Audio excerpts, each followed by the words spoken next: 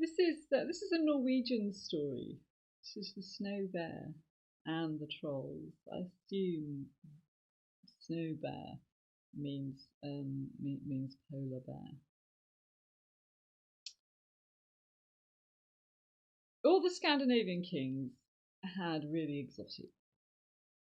One of them even claimed to have a unicorn. The King of Norway decided that he would like a pet snow bear.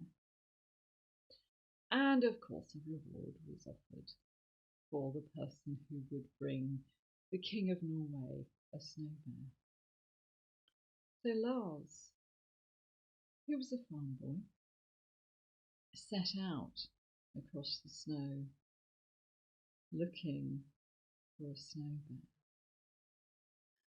And after some time, as he trekked on his own over the snow and the ice, he found presumably a small young snow bear rather than a full grown.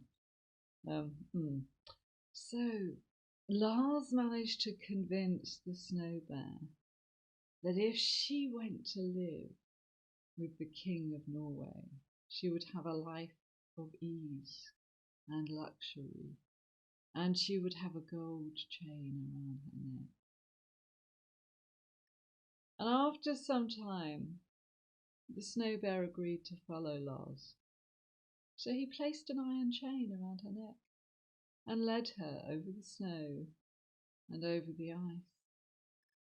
And it was a long journey, it was a slow journey, and it was Christmas Eve, and they were still travelling.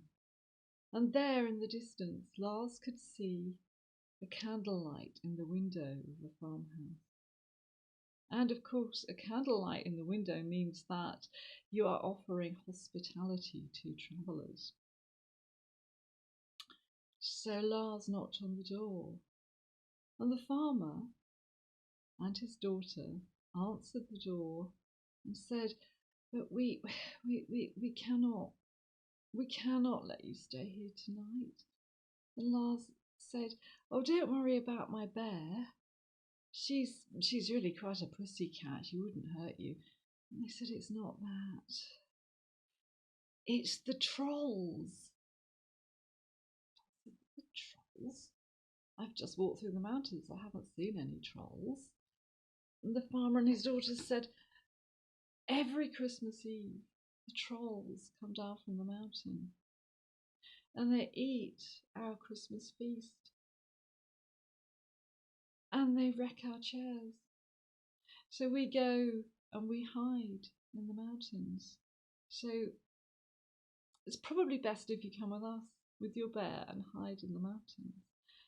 And Lars looked through the door and looked at the nice cosy room with the fire burning and a feast set out on the table, and thought about spending another cold night in the mountains, and said,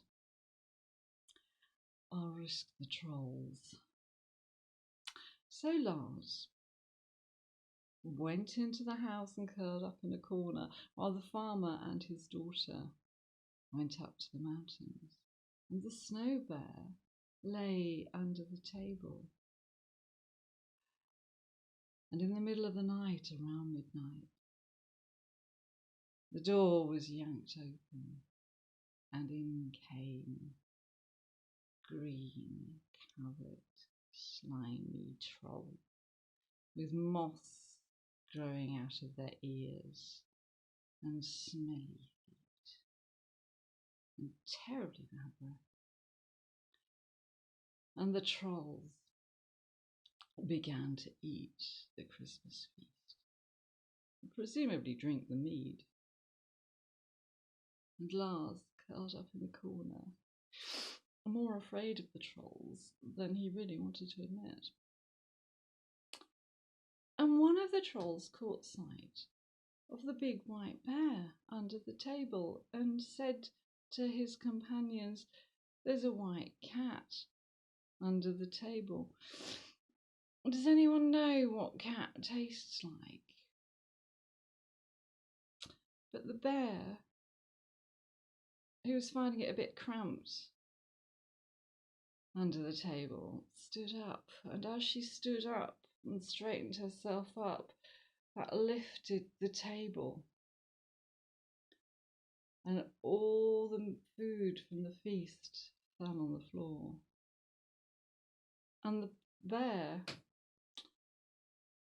quite nonchalantly, just swiped one hand and sent the trolls over as if they were skittles. And then she swiped her other hand, and the other trolls went over. And so the trolls looked at each other, and then they ran out of the house and back to the mountains. So the next day, Lars, the farmer's daughter, and of course by now Lars and the farmer's daughter were kind of smiling at each other, had a wonderful Christmas feast there in front of a roaring fire. And Lars said, I have an idea for what to do next year about the trolls. And he wrote a notice and pinned it to the door, saying, our white cat has just had kittens, free to a good home. So the trolls never did bother the farmer and his daughter. And of course, Lars never did get to the castle of the King of Norway, because he stayed in the farmhouse and married the farmer's daughter. And as for the bear,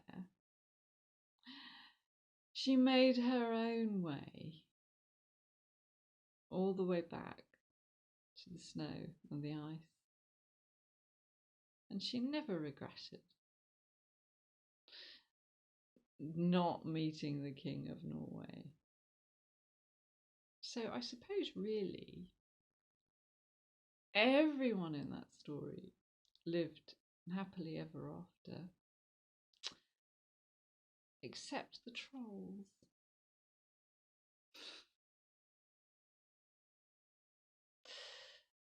Happy story about a snake. Long may they live. More winter stories coming up. I hope to see you again.